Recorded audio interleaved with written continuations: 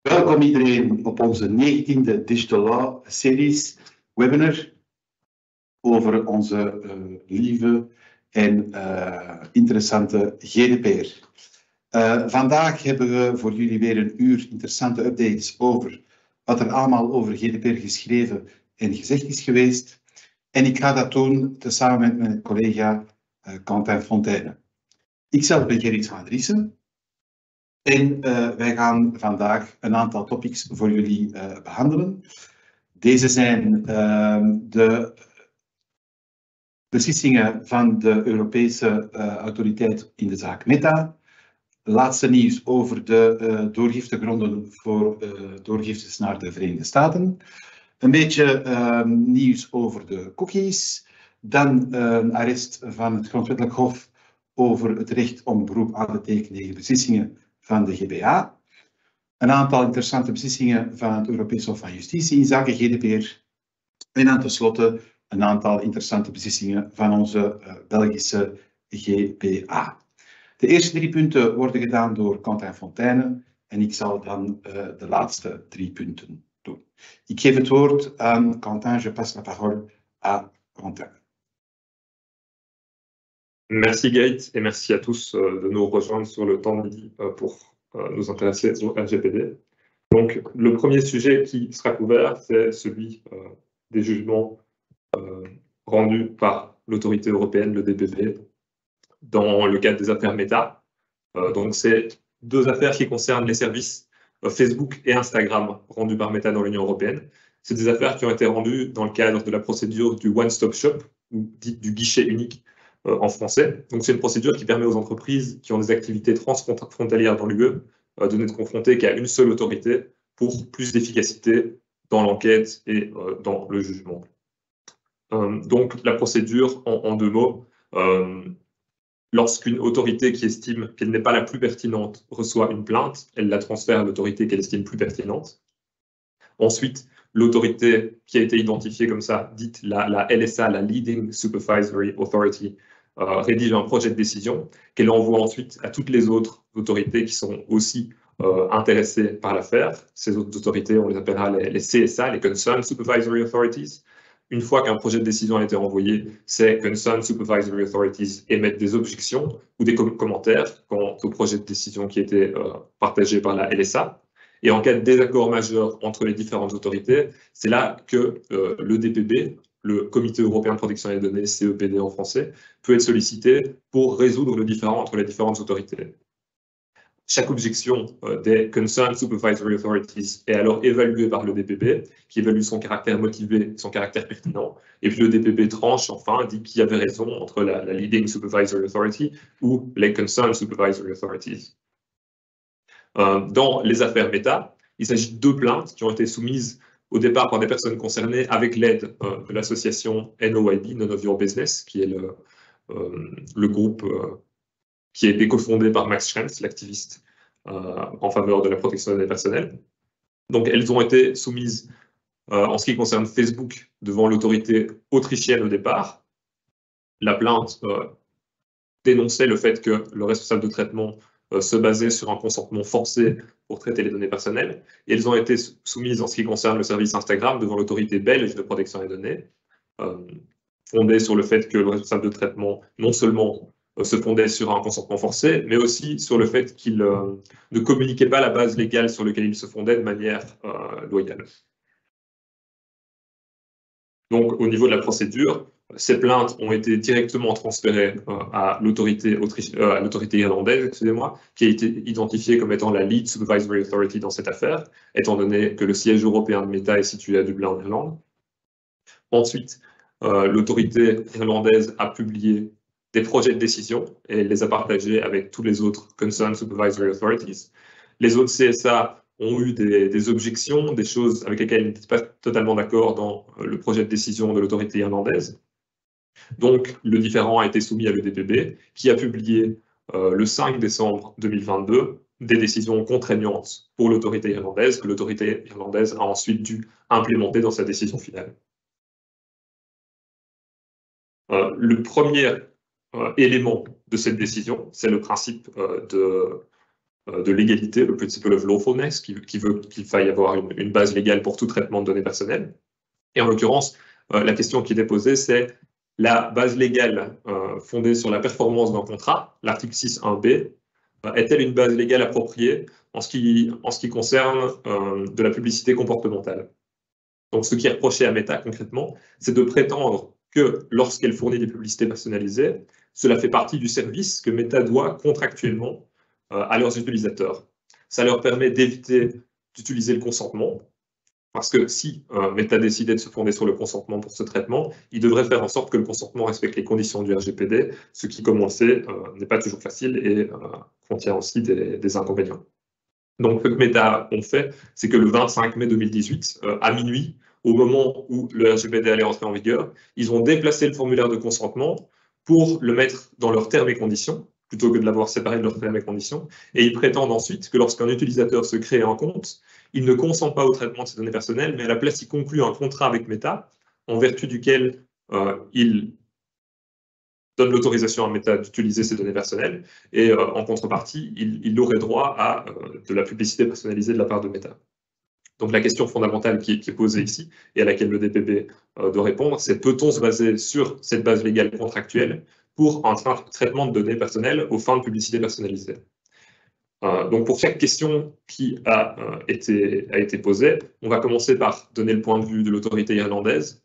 Ensuite, on donnera le point de vue des autres Concerned Supervisory Authorities qui ont répondu au projet de décision de l'autorité irlandaise, souvent en la critiquant. Et puis ensuite, le DPB qui a tranché entre ces deux points de vue. Donc, en ce qui concerne cette question, l'autorité irlandaise a estimé que oui, que Meta pouvait se fonder sur l'article 6.1b pour le traitement de données personnelles à des fins de publicité personnalisée, parce que l'autorité irlandaise estime que la publicité personnalisée est un élément distinctif du service proposé par Meta. Et ils estiment aussi que quels que soient les problèmes de transparence liés au contrat, il n'appartient pas à une autorité de protection des données d'évaluer si un contrat est valable ou non. Donc, ils ne vont pas ils estiment que ça ne leur appartient pas d'estimer si le contrat que Meta conclut avec ses utilisateurs est valable, parce qu'ils estiment que ce sont des questions légales qui échappent à sa compétence. Les autres autorités de protection des données qui ont choisi de répondre disent qu'en l'occurrence, on ne peut pas se fonder sur l'article 6.1b, parce que pour se fonder sur l'article 6.1b, il faut que l'activité de traitement soit nécessaire à la performance du contrat. Or, ils estiment que dans ce cadre-ci, la fourniture de publicité personnalisée n'est en aucun cas un élément nécessaire à la performance du contrat. Et ensuite, les autres autorités de protection des données estiment que le contrat est évidemment invalide parce que les utilisateurs n'ont même pas conscience qu'ils concluent un contrat au moment de se créer un compte Facebook ou Instagram. Le DPB est saisi de ces deux points de vue et doit trancher entre les deux. Ils sont un petit peu moins, ils vont moins loin que certaines des CSA, mais ils estiment quand même que dans ce cas précis, Meta ne peut pas se fonder sur la base légale contractuelle, parce que, dans un premier temps, la validité du contrat, bien qu'il ne donne pas de réponse définitive, ils estiment qu'elle est clairement, qu'on peut en douter. Ensuite, ils disent que le RGPD traite les données personnelles et la protection des données personnelles comme un droit fondamental, donc pas une sorte de marchandise qu'on peut échanger à travers un contrat. Ensuite, sur la question de la nécessité, qui est quand même le nœud de la question à ce sujet, ils estiment qu'on ne peut pas estimer qu'il est nécessaire de traiter des données personnelles pour offrir de la publicité personnalisée aux utilisateurs de Facebook et d'Instagram, parce qu'il n'y a pas d'obligation contractuelle dans les terms of use de Facebook et d'Instagram vis-à-vis des utilisateurs. Donc, Meta ne s'engage pas vis-à-vis des utilisateurs à leur fournir de la publicité personnalisée. S'ils s'engagent à cela, ce n'est pas vis-à-vis des utilisateurs, mais c'est vis-à-vis de leurs autres clients qui publient des publicités via Facebook et via Instagram. Donc, sur cette base, le DPP décide que Meta n'avait pas de base légale valable pour traiter des données personnelles à des fins de publicité personnalisée. Ils ne sont donc pas d'accord avec ce que l'autorité irlandaise avait dit au départ. C'est une réflexion que nous nous sommes faites à la lecture de cette décision, c'est qu'il existe une directive, la directive 2019-770, qui concerne les contrats pour du contenu digital des services digitaux. Et cette directive, j'ai oublié de changer de slide, excusez-moi. Cette directive dit, comme vous pouvez le voir, à l'article 3, elle consacre l'existence de contrats par lesquels le consommateur fournit des données personnelles à un service provider ou à une entité avec laquelle il contracte, et qu'en échange, ils reçoivent soit des produits, soit des services. Donc, il consacre l'existence de ce type d'arrangement entre un consommateur et un fournisseur de services. Et il donne même l'exemple au considérant 24 d'un réseau social qui fournirait leurs services en échange de données personnelles. Donc, on trouve qu'il y a une forme d'hypocrisie à, d'une part, dans la législation, reconnaître l'existence de ce type d'arrangement, reconnaître même que des business models qui reposent sur l'échange entre un service et des données personnelles forment une large partie du marché, et d'autre part, dire que ce ne sont pas des marchandises et que c'est quelque chose de sacré qu'on ne pourrait pas échanger contre un service. On estime qu'il y a une forme de contradiction entre cette législation et la décision de l'EDPB. Ensuite, une autre question qui a été abordée par l'autorité irlandaise et par les autres autorités, c'est si Meta ne pouvait pas se fonder sur la base contractuelle, était-il obligé de se fonder sur le consentement?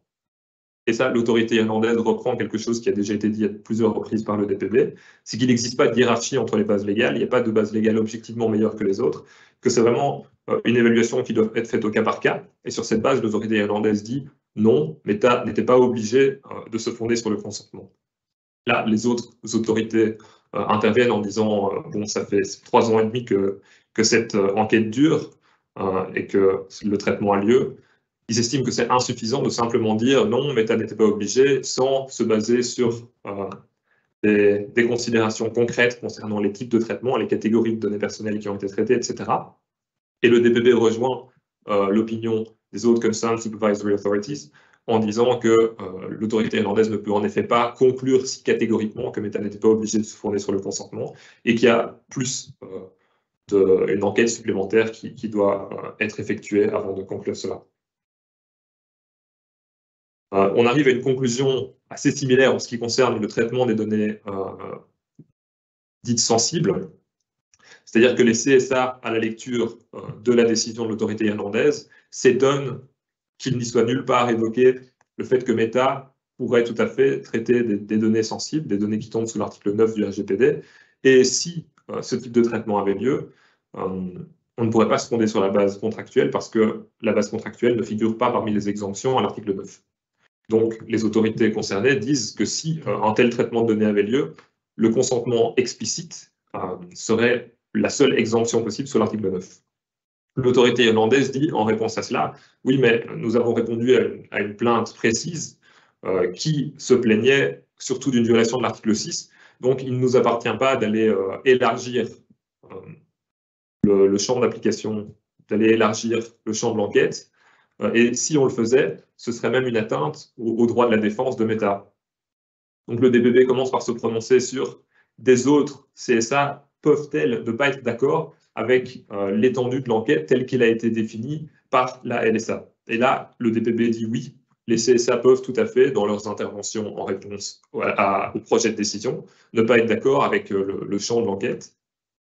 Et le DPB dit aussi que cette question aurait dû être traitée plus en profondeur par l'autorité irlandaise. Et ils ordonnent aussi de procéder à une nouvelle enquête sur cette question précise du traitement de données sensibles par Meta.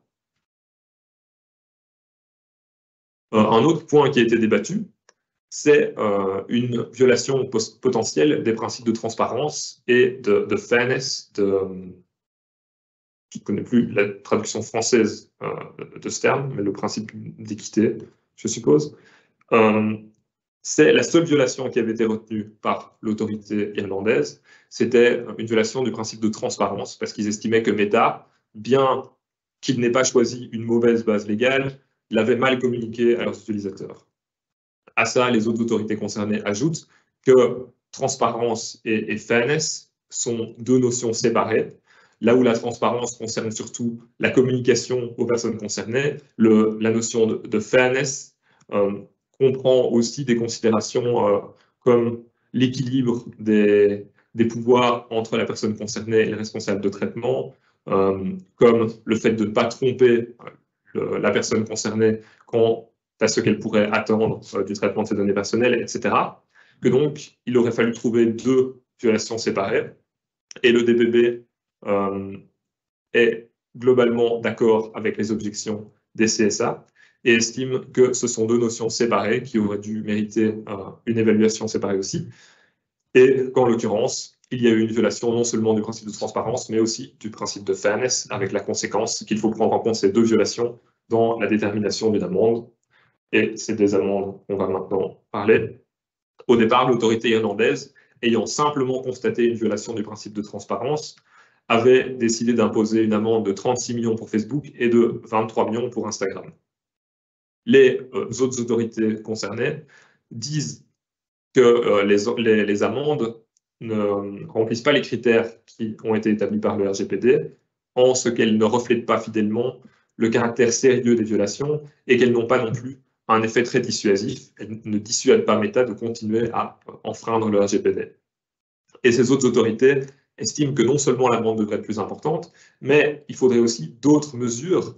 Par exemple, l'autorité hollandaise estime qu'il faudrait, tant que Meta ne se conforme pas au RGPD, imposer un ban sur le traitement de données personnelles, tandis que les autorités norvégiennes et allemandes estiment qu'il faudrait ordonner à Meta de supprimer toutes les données qui ont été traitées sans base légale, c'est-à-dire toutes les données qui ont été traitées depuis l'entrée en vigueur du RGPD. Cela reviendrait essentiellement à supprimer les comptes de tout le monde sur Facebook et Instagram. Donc le DPB est chargé de trouver un petit peu un équilibre entre ces différentes requêtes.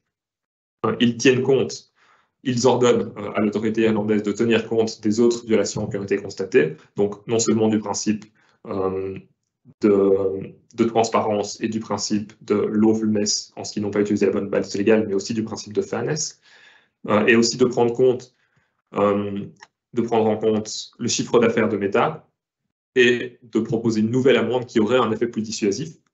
En ce qui concerne les autres mesures, comme un ban temporaire sur le traitement ou même la suppression des données personnelles, on sent qu'ils sont un petit peu réticents d'aller trop loin. Ils mentionnent le fait que les mesures ne doivent pas créer des coûts superflus ou créer des inconvénients excessifs pour les personnes concernées elles-mêmes. Donc, sur base de ça, ils n'obligent pas à supprimer toutes les données traitées illégalement. Finalement, la décision irlandaise va augmenter les amendes de 36 millions à 210 millions pour Facebook et de 23 millions à 180 millions pour Instagram. C'est accompagné d'un ordre de mise en conformité dans les 3 mois, qui est accompagné aussi d'un ordre d'informer les personnes concernées clairement concernant la base légale qui sera utilisée.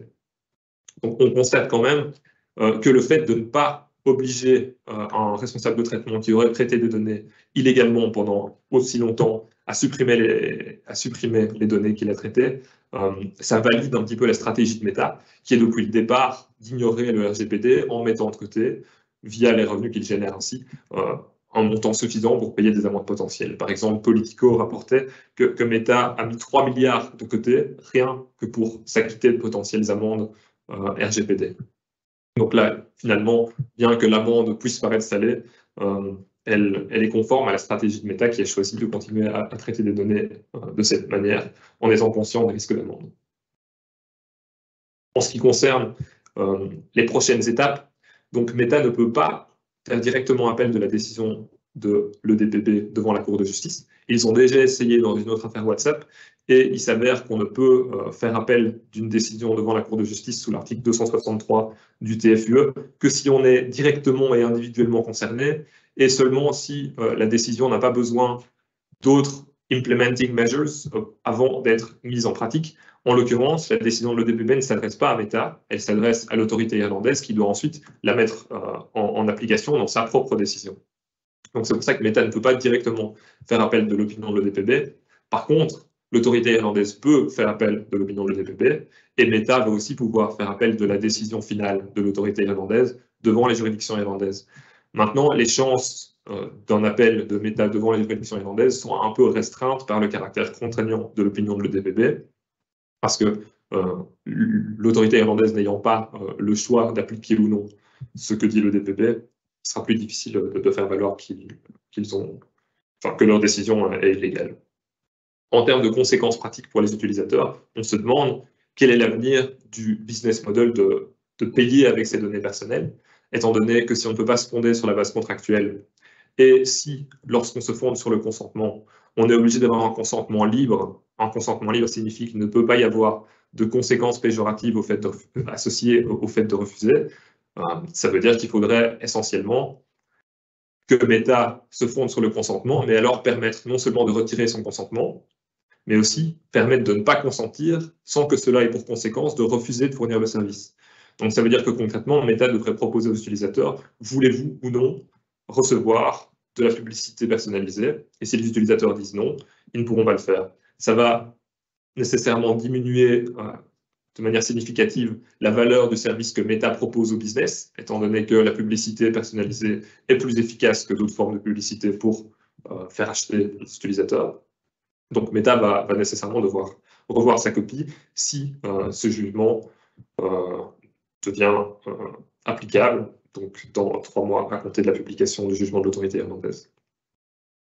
Et en plus de tout ça, tous les utilisateurs de Facebook et d'Instagram, en théorie, ont vu leurs données personnelles utilisées illégalement par Meta depuis l'entrée en vigueur du RGPD. Donc ils pourraient théoriquement tous agir contre Meta en demandant par exemple la suppression de leurs données, mais aussi éventuellement en disant qu'ils ont subi des dommages à cause de cette utilisation illégale.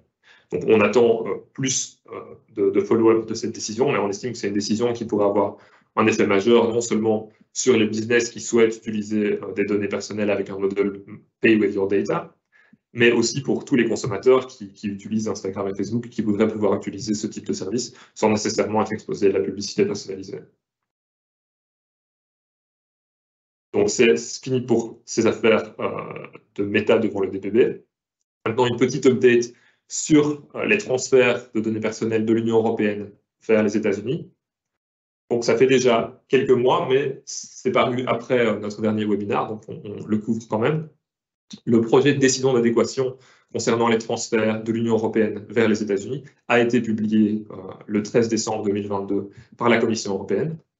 Donc pour rappel, c'est un projet d'adéquation qui se base sur l'ordre exécutif signé par Joe Biden, qui lui a fait suite à des mois de négociations entre la Commission européenne et le gouvernement américain pour essayer de trouver un compromis, pour essayer de combler le vide qui existait depuis le jugement Schrems II et qui ne permettait pas d'avoir une décision d'adéquation entre l'Union européenne et les États-Unis. Donc, dans ces jugements Schrems I et puis Schrems II, la CJUE, la Cour de justice de l'Union européenne, avait fondé la validation du cadre du Privacy Shield sur la base d'une argumentation qui fondait sur les droits fondamentaux. Il disait, donc d'une part, conformément au RGPD, les transferts de données vers les États-Unis ne peuvent avoir lieu que si la protection des droits fondamentaux des personnes physiques lors du traitement de données personnelles aux États-Unis est essentiellement équivalente. C'est le critère qui est constant, c'est le critère d'équivalence essentielle entre celle qui est assurée dans l'Union européenne et celle qui est assurée dans le pays tiers qui voudrait faire l'objet d'une décision d'adéquation. Et dans le cas des États-Unis, la Cour de justice avait estimé que cette équivalence faisait défaut pour 2 raisons. D'une part, parce que l'accès aux données à caractère personnel par les autorités nationales de sécurité, donc les services secrets américains, était possible avec assez peu de limites, et en particulier qu'il n'y avait rien qui garantissait la nécessité et la proportionnalité d'un tel accès, alors que dans l'Union européenne, ces critères de nécessité et proportionnalité sont omniprésents, et qu'en plus de l'absence de ces critères, il y avait aussi l'absence d'un recours juridique lorsqu'un tel accès par les services secrets se produisait. Donc il n'y avait pas de moyens, essentiellement pour les citoyens de l'Union européenne, de réaliser leur droit d'accès, leur droit de rectification, d'effacement, etc., lorsque leurs données personnelles étaient accédées par les services secrets américains. La solution qui est proposée par l'ordre exécutif de Joe Biden, c'est basé sur un système d'autocertification. Donc, c'est assez similaire à ce qui était proposé sous le Privacy Shield, c'est-à-dire que les entreprises américaines peuvent faire vérifier qu'elles remplissent un certain nombre de critères et de principes. Ensuite, elles sont certifiées, ce qui leur permet de garantir cela aux citoyens de l'Union européenne. Ils ont rajouté, via l'ordre exécutif, une référence à la nécessité et à la proportionnalité. Seulement, certains répondront à cela que si la formulation inclut maintenant une référence à la nécessité et à la proportionnalité, il n'y a pas de garantie que ces concepts seront compris aux États-Unis comme ils le sont compris dans l'Union européenne. Dans l'Union européenne, ce sont des concepts qui ont fait l'objet de beaucoup de jurisprudence, et cette jurisprudence et l'interprétation de ces concepts ne sera pas contraignante aux US. Ils ont inclus, pour la compréhension de la notion nécessaire, une liste très large d'objectifs qui sont considérés comme nécessaires. Donc il y a un doute concernant l'interprétation de ces notions, même si on peut saluer l'effort américain d'inclure dans leur ordre juridique des notions résolument européennes. Et ensuite, en ce qui concerne la possibilité de recours, ils ont décidé d'établir une nouvelle sorte de juridiction, une Data Protection Review Court. Seulement, il s'agit d'un organe exécutif. Donc, il existe des doutes concernant le fait qu'il s'agisse d'une juridiction, selon l'interprétation qui a été donnée au terme juridiction par la Cour de justice de l'Union européenne. Donc ça, ce sont les critiques de la décision d'adéquation qui ont été formulées notamment par Max Schrems. Et ces critiques formulées par Max Schrems font craindre qu'il y aura peut-être un troisième opus à la trilogie et qu'il y aura possiblement Schrems 3 qui cherchera à faire annuler cette décision d'adéquation si elle venait à être adoptée. On a eu depuis plusieurs opinions qui ont été formulées par rapport au projet d'adéquation de décision, notamment par le DPB très récemment, le 28 février. C'est une opinion qui n'est pas contraignante, mais qui est quand même utile en ce qu'elle indique ce qui risque d'être de figurer dans un potentiel jugement de la Cour de justice au cas où on aurait un jugement Schrems 3. Le DPB est optimiste, mais émet quand même des réserves, notamment quant au fait que j'ai évoqué précédemment. Et dans l'ensemble, la conclusion de l'EDPB, c'est que la décision d'adéquation devrait être adoptée, mais qu'il devrait peut-être y avoir certaines réserves et qu'elle devrait être rendue conditionnelle à des procédures supplémentaires qui ne figurent pas encore dans l'ordre exécutif. Il y a aussi eu un projet de résolution d'un comité du Parlement européen qui lui est beaucoup plus critique et qui reprend la plupart des craintes formulées par None of Your Business, notamment en outre le fait que Joe Biden peut décider d'amender l'ordre exécutif sans demander une autorisation préalable aux autorités européennes. Donc ça aurait pour conséquence que la Commission européenne devrait revoir son projet d'adéquation et potentiellement l'annuler en cas de changement, mais ça aurait lieu dans un second temps et pas au préalable. Ensuite, que les décisions de la Data Protection Review Court, non seulement cette cour ne serait pas une juridiction au sens européen du terme étant un organe exécutif, mais en plus que ces décisions ne seront pas rendues publiques. Il formule aussi une crainte quant au fait que tous les autres États tiers qui font l'objet d'une décision d'adéquation ont une loi de protection des données fédérale, ce qui n'est pas le cas aux États-Unis, parce qu'ils ne sont pas arrivés à un consensus avec tous les États.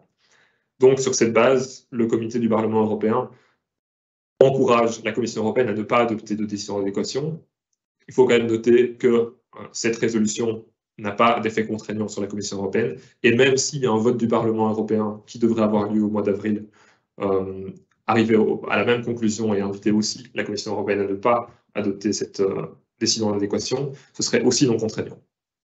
Donc, en ce qui concerne les next steps, donc 3 options. Soit la Commission européenne ne tient pas compte de cet avis d'un comité du Parlement européen et adopte quand même la décision d'adéquation. C'est ce qu'on estime le plus plausible. Soit ils choisissent de postposer un peu l'adoption d'une décision d'adéquation pour d'abord résoudre toutes les craintes qui pourraient subsister. Soit ils décident de ne pas adopter la décision d'adéquation du tout. Selon Didier Reynders, le commissaire européen en charge de ce dossier, on peut attendre une décision d'adéquation finale vers juillet 2023. Donc en attendant, il faut évidemment continuer à se fonder le plus souvent sur des clauses contractuelles type. On notera quand même qu'on peut peut-être mentionner le projet de décision d'adéquation dans les analyses d'impact de transfert qui accompagnent typiquement les clauses contractuelles type depuis le jugement Schrems 2. Donc on peut mentionner le fait qu'il y ait ce projet de décision d'adéquation qui existe et qui diminue les risques de transfert de données vers les États-Unis déjà actuellement, même si il n'a pas encore été adopté. Donc ça, c'est un petit extra qui a été rajouté en dernière minute à notre présentation parce que ça date d'hier. On a reçu la nouvelle que le 8 mars 2023, un projet de loi sur la protection des données et de l'information numérique a été présenté au Parlement britannique. Donc la première version d'un projet de réforme avait déjà été proposée par le gouvernement britannique en juillet 2022, mais ce projet avait été mis en pause en septembre 2022 et on n'avait plus de nouvelles depuis. Donc pour un peu de contexte, depuis le Brexit, c'est le UK GDPR qui est en vigueur au Royaume-Uni, une version du RGPD avec très peu de changements. Donc, essentiellement, ils appliquent le RGPD malgré leur sortie de l'Union européenne. Mais le Royaume-Uni a déjà manifesté l'intention de revoir ce régime parce qu'ils estiment qu'il est trop procédurier, trop contraignant pour les entreprises. Et ils avaient aussi dit de manière éloquente que le RGPD se concentrait plus sur la paperasse que sur les droits des personnes concernées. Donc, ils proposent plusieurs changements dans leur nouveau projet par rapport à ce qui existe dans le UK GDPR actuel. Il y a un champ d'application de la notion de données personnelles qui est restreint, parce que maintenant les données ne sont pas considérées comme des données personnelles s'ils ne peuvent pas être associés à un individu via des moyens raisonnables. Donc c'est nettement plus restrictif que la notion de données personnelles du RGPD qui, elle, est quasiment universelle, qui comprend toutes sortes de données, même dont on pourrait penser au premier abord qu'elles ne sont pas personnelles. En ce qui concerne l'intérêt légitime, dans l'Union européenne, on a un exercice d'équilibrage qui doit être fait entre les droits des personnes concernées et les intérêts du responsable de traitement. Ça, il se débarrasse de cet exercice d'équilibrage. Maintenant, il y aura une référence à une liste exhaustive d'activités qui sont considérées comme légitimes. En ce qui concerne les transferts de données vers des États tiers, la limite pour obtenir une décision d'adéquation est plus restreinte. C'est-à-dire qu'il ne faut pas avoir une protection essentiellement équivalente, mais qu'il faut que ce soit pas matériellement plus bas. Donc, c'est une différence sémantique, mais qui peut quand même avoir des conséquences pratiques. En ce qui concerne les registres de traitement, dans l'Union européenne, c'est requis systématiquement. Là-bas, ce serait requis uniquement lorsque nous, on requiert plutôt une analyse d'impact, donc uniquement lorsqu'il y a un risque important pour les droits et les libertés des personnes concernées. Ça fait référence à leur volonté de réduire la paperasse requise par le RGPD. Et puis enfin, en ce qui concerne les droits des personnes concernées, pour le moment, dans l'Union européenne, on estime qu'il ne faut pas répondre à des tentatives de personnes concernées d'exercer leurs droits lorsque cette demande est manifestement infondée ou excessive. Là, ils remplaceraient ce critère par vexatoire et excessif. Donc, j'imagine que ça réduit un petit peu le critère aussi. Et aussi, dans certains cas assez réduits, il y aurait la possibilité aussi d'avoir un consentement basé sur une case précochée, ce qui n'existe pas actuellement dans l'Union européenne. Donc, le dernier sujet que je vais traiter avant de passer la parole à Gerrit, c'est la question des cookies. On a eu le 18 janvier 2023 un rapport publié par le DPB sur les travaux qui ont été entrepris par son groupe de travail sur les cookie banners. Donc, ce groupe de travail a été constitué à la suite de plus de 700 plaintes qui ont été soumises par None of Your Business concernant les problèmes de cookies. Il s'agit d'une réponse coordonnée de toutes les autorités de protection des données à ces plaintes pour essayer d'avoir une forme de cohérence dans les réponses à ce grand nombre de plaintes. Donc, il faut savoir que le rapport est indépendant et donc les décisions qui seront prises ne sont pas directement en rapport avec ce rapport, mais il est quand même utile à titre indicatif parce qu'il pourrait informer ou peut-être influencer les futures décisions des autorités de protection des données concernant les cookies. Il identifie une liste de pratiques qui sont problématiques, notamment le fait, ce qu'on voit le plus souvent, c'est le fait de ne pas avoir de possibilité de refuser les cookies au même niveau que la possibilité de les accepter. Donc souvent, il faut appuyer sur un bouton, puis encore un autre, et puis là, on a la possibilité de refuser les cookies. Donc ça, c'est ce qui est le plus fréquent comme problème.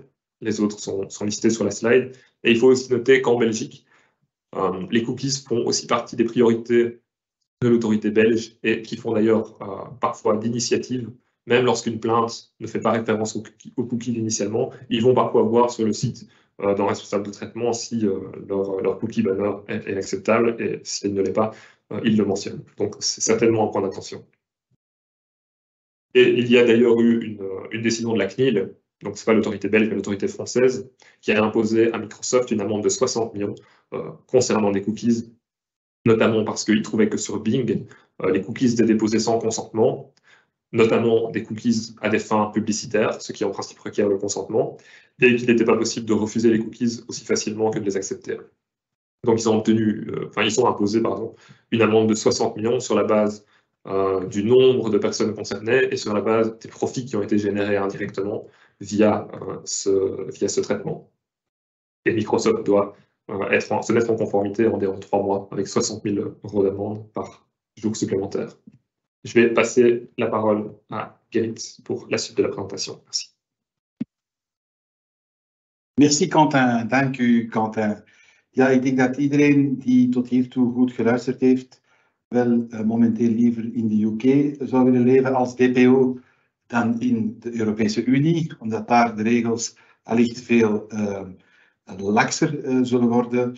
En ik heb ook begrepen uit de uitleg van Quentin dat in de zaak Meta we zeker naar een zaak gaan voor het Hof van Justitie over de vraag of eigenlijk pay with your data een geldige praktijk is onder de AVG.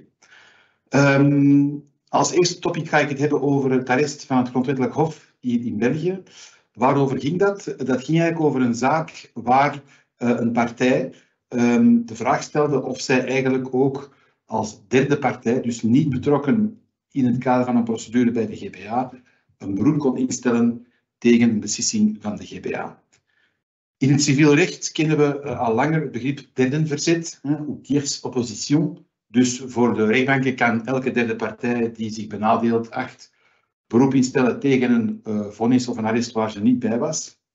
Wel nu, bij de GBA was dat iets anders. Dus artikel 108, die het recht voorziet om beroep in te stellen bij het Markenhof tegen de beslissing van de GBA, werd door het Markenhof zo toegepast dat eigenlijk dat beroep enkel open stond voor partijen die voor de geschillenkamer, dus voor de GBA, betrokken waren in de zaak. En nu was er dus een partij die afgewezen werd door Markenhof, omdat zij dus geen partij was bij een beslissing van de GBA waartegen ze beroep aantekende. En die partij heeft dan ook beroep ingesteld bij de Raad van State tegen de beslissing van de GBA, een administratief beroep. En de Raad van State heeft dan eigenlijk een prejudiciële vraag gesteld aan het Grondwettelijk Hof om te weten van kijk, is het normaal dat een derde partij niet het recht heeft om beroep in te stellen tegen de beslissing van de GBA bij het Markenhof. En het Grondwettelijk Hof heeft daarop geantwoord in positieve zin, namelijk ja, het is inderdaad een probleem, want artikel 78 GDPR voorziet dat elke natuurlijk of juridische persoon het recht heeft om een beroep in te stellen tegen de beslissing van een toezichthoudende overheid, als die haar treft. En dus het feit dat een derde partij geen recht heeft om beroep in te stellen tegen de beslissing van de GBA voor het Markenhof, eigenlijk schendt het gelijkheidsbeginsel. En dus heeft het Grondwettelijk Hof gezegd, de wetgever moet artikel 108 van de wet van 2017 aanpassen, om toe te laten dat ook derde partijen zo'n beroep kunnen instellen tegen de beslissingen van de GBA. In hetzelfde arrest heeft het Grondwettelijk Hof ook een overgangsregime voorzien, omdat uw wet dus niet onmiddellijk allicht zal worden aangepast. En het overgangsregime bestaat erin dat eigenlijk elke derde partij, volgens het Grondwettelijk Hof, vanaf vandaag het recht heeft om de beslissingen van de GBA aan te vechten bij het Markenhof. Maar dat geldt alleen maar vanaf dus binnen de 30 dagen nadat ze kennis krijgt van de beslissing van de GBA of binnen 30 dagen na publicatie van het arrest van het Grondwettelijk Hof op de site van het Belgisch Staatsblad. Dat betekent dus in principe dat, eens de wet zal worden aangepast, ook derde partijen die niet betrokken zijn in de zaak bij de GBA beroep kunnen instellen tegen de beslissing van de GBA bij het Markenhof, 1. En 2, dat betekent ook, omwille van het overgangsregime, dat eigenlijk alle beslissingen van de GBA, genomen sinds 2018 tot vandaag, eigenlijk nu aanvechtbaar zijn door derde partijen bij het Markenhof. En dat recht geldt nog 30 dagen tot 30 dagen na publicatie van het arrest van het Grondwettelijk Hof. En het arrest is nog niet gepubliceerd, dus die termijn loopt nog. Dus als u of uw cliënten of uw bedrijven eigenlijk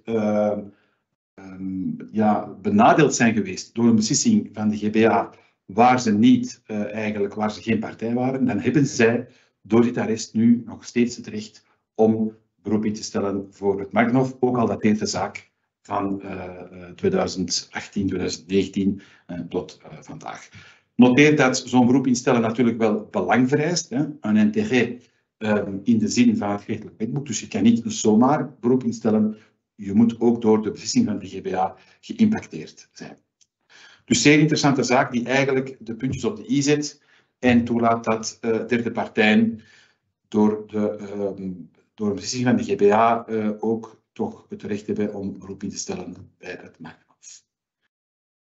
Dan, Hof van Justitie. De eerste zaak die we behandelen is een Oostenrijkse zaak. Een Oostenrijkse zaak waarin eigenlijk een betrokken persoon een toegangsverzoek had gestuurd naar de Oostenrijkse post.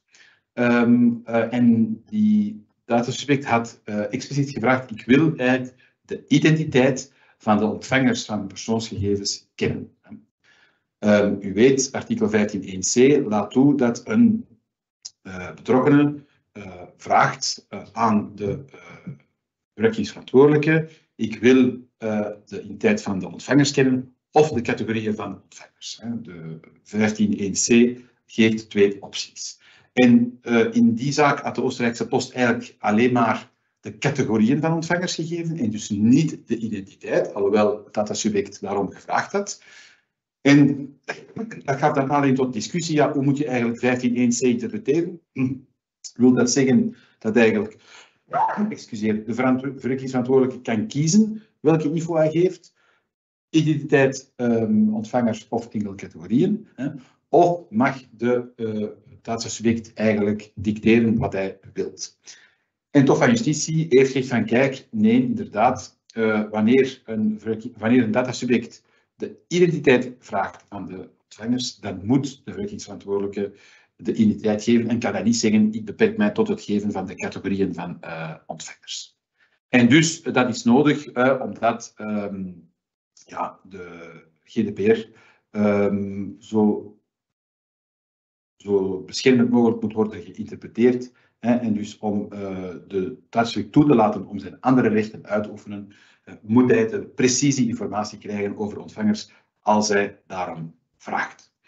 Volgens mij wil dat niet zeggen, dit arrest, dat men nu eigenlijk altijd bij elk toegangsverzoek standaard ook de identiteit van de ontvangers moet geven. Men kan zich beperken tot de categorieën van ontvangers, maar wanneer de betrokkenen uitdrukkelijk en expliciet vraagt naar een lijst met de identiteit van de ontvangers, dan kan de verwerkingsverantwoordelijke dit niet weigeren.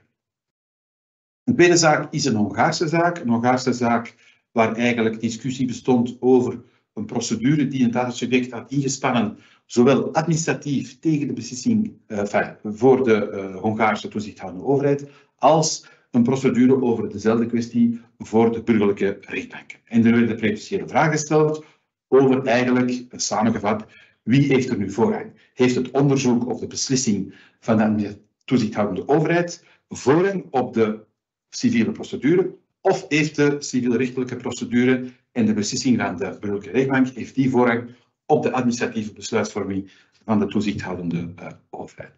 Het Hof van Justitie heeft daar niet helemaal op geantwoord, maar gewoon gezegd van kijk, administratieve procedures voor een toezichthoudende overheid en burgerlijke procedures voor een rechtbank, die kunnen eigenlijk tezamen worden en tegelijkertijd worden uitgeoefend en die zijn eigenlijk onafhankelijk van elkaar. En dus is geen verbod of geen onmogelijkheid om twee pistes te kiezen om een bepaald AVG-probleem aan te kaarten. En er is geen voorrang of exclusiviteit in het voordeel van de ene of de andere, administratief of burgerrechtelijk.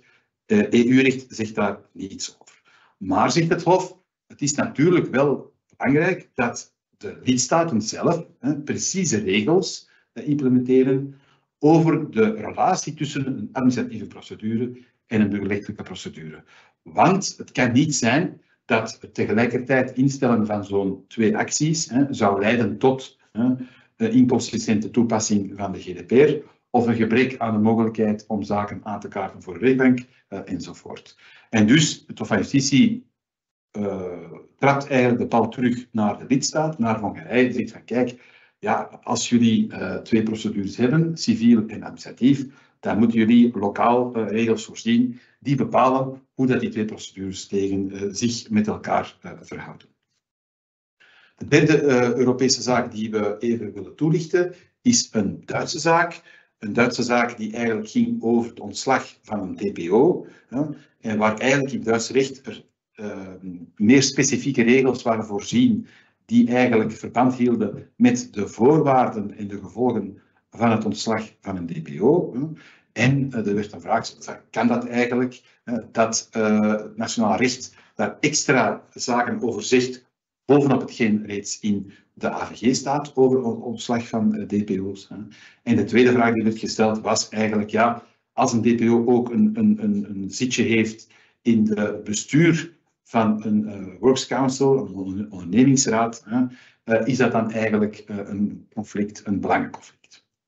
Het Hof van Justitie antwoordt daar zeer duidelijk op. Ten eerste, lidstaten mogen meer en verregaandere bescherming bieden in verband met het ontslag van DPO's, zolang dat uiteraard die verregaandere wetgeving compatibel blijft met de principes die in AVG zijn voorzien. En of een nationaal-rechtelijke ontslagregeling die verder gaat dan de GDPR compatibel is met de GDPR, dat is aan de nationale rechtbanken om dat te bepalen.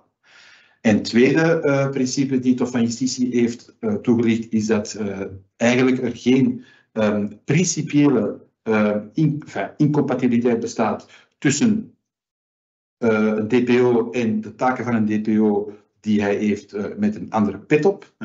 En het is eigenlijk altijd aan de nationale rechter om eventueel belangenconflicten te bekijken. En dus de Hof van Justitie heeft zich niet uitgesproken over die zaak. Het heeft gewoon gezegd van kijk, belangenconflicten is voor nationaal recht.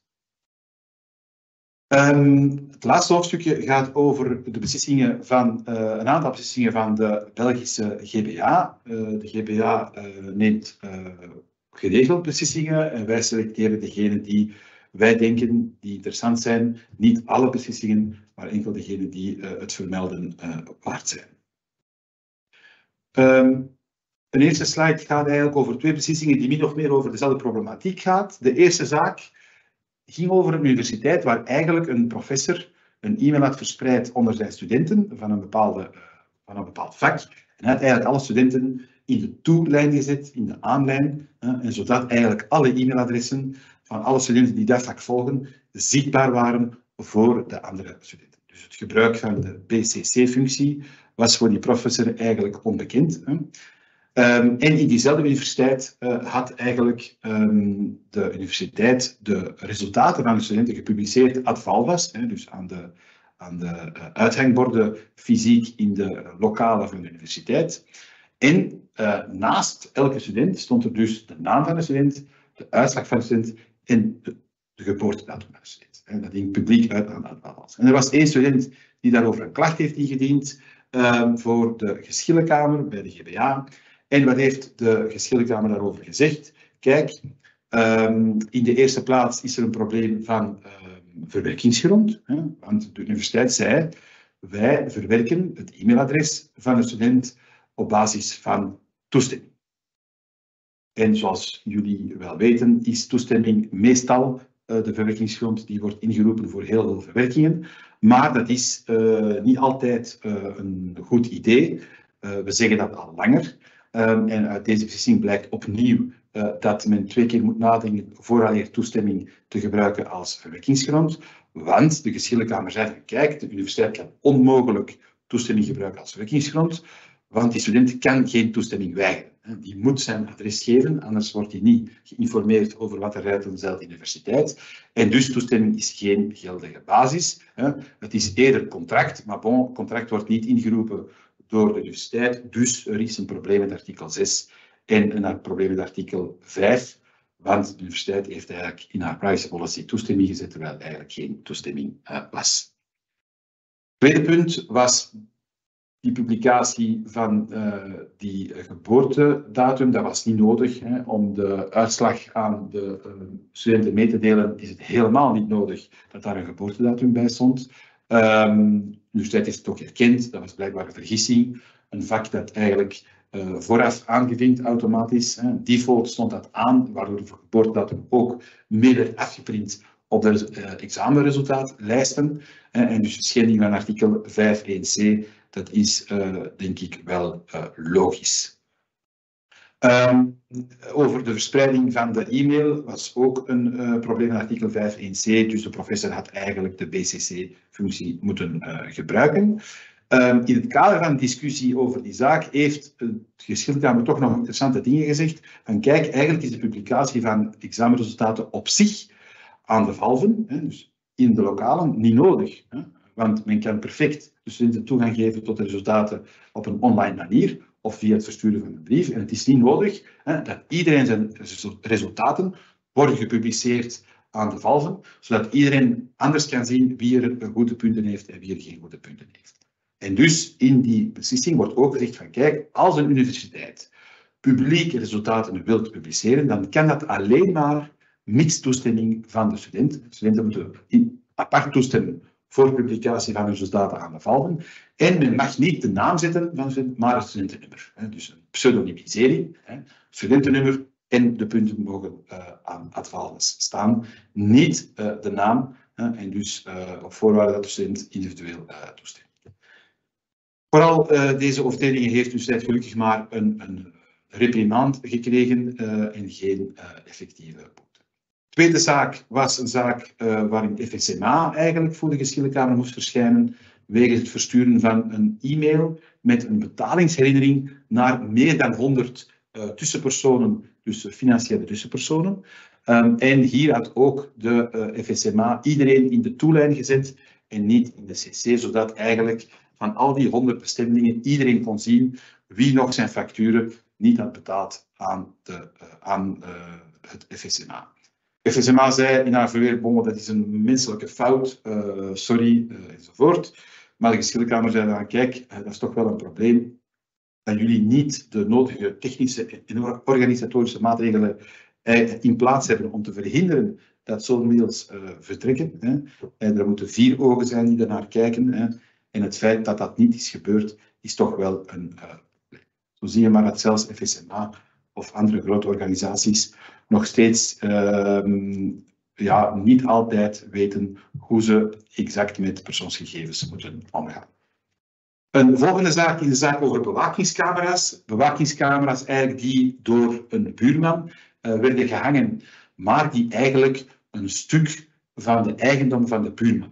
Dus de perfecte burenruzie, je kan het zich al voorstellen, met politie die ter plaatse wordt geroepen om vast te stellen dat de camera eigenlijk gericht is op de tuin van de buurman.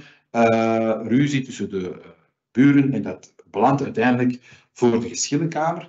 En de Geschillenkamer zegt van kijk, in de eerste plaats, ja, wij zijn bevoegd om ook problemen over camera's aan te kaarten, want camera staat in een specifieke wetgeving, de camerawet van 2007, en dat valt onder onze bevoegdheid.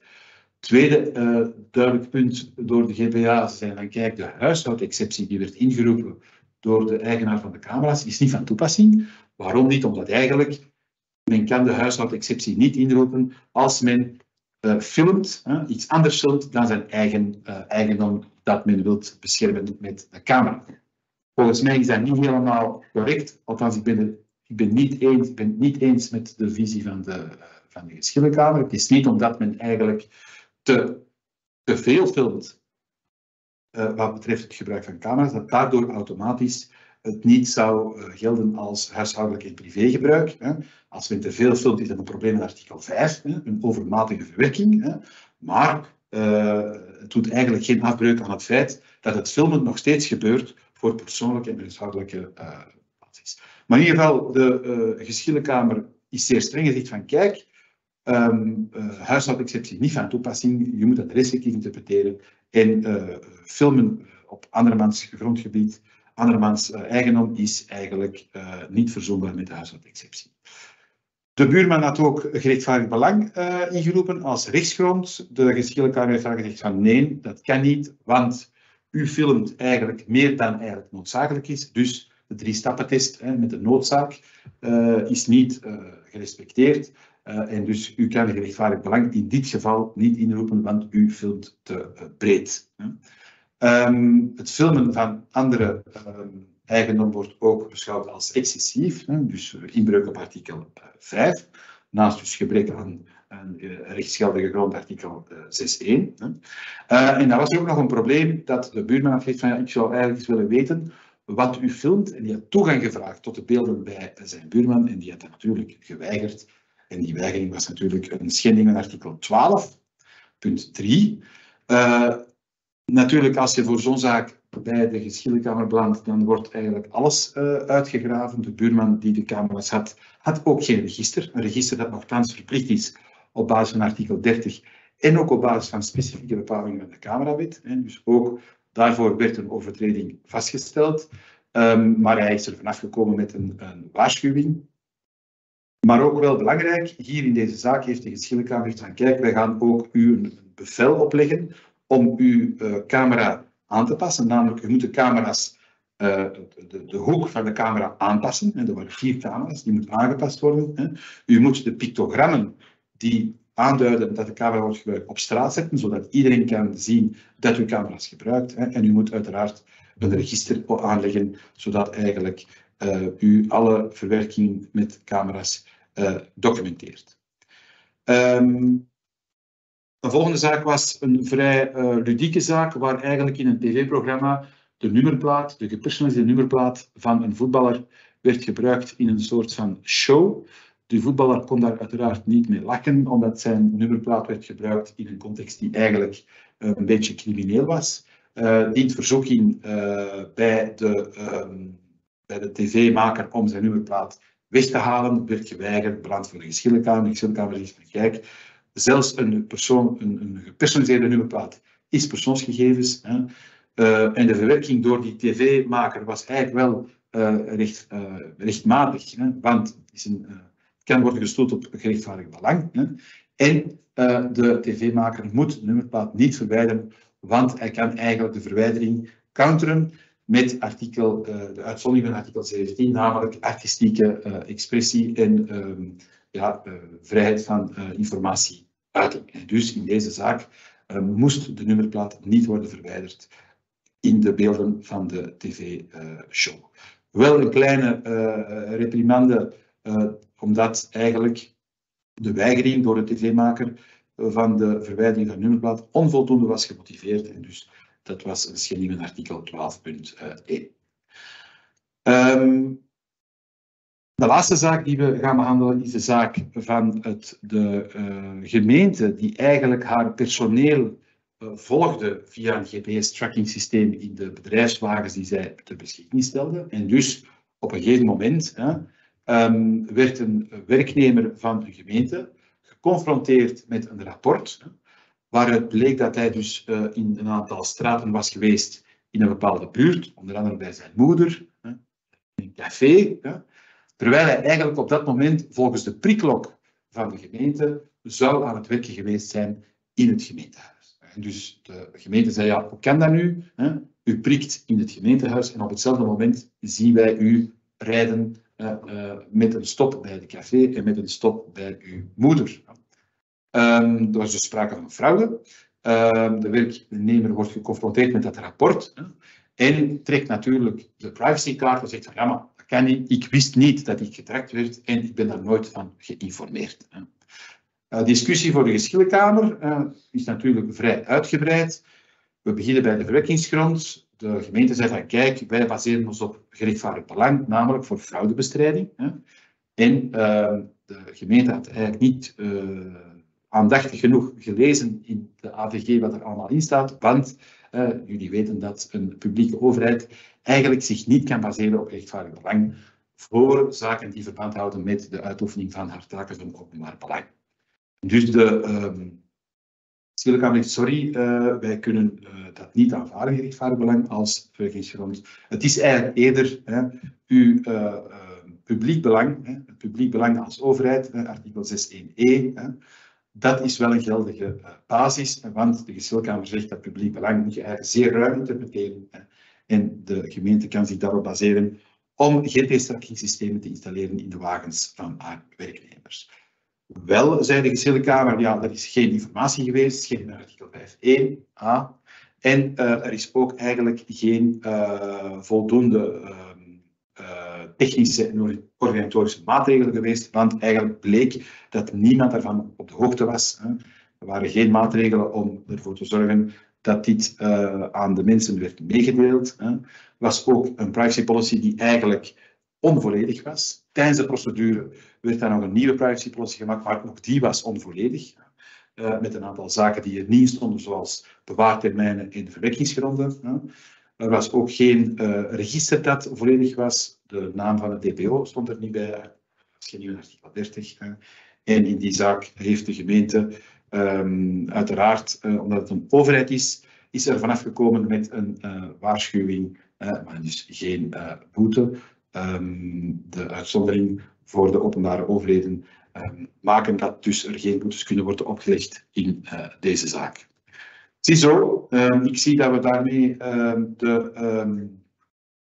de topics van vandaag hebben behandeld. Ik hoop dat jullie ervan hebben genoten. Mochten er nog vragen zijn, kan u die stellen in de chat. Quentin en ik, wij blijven nog even.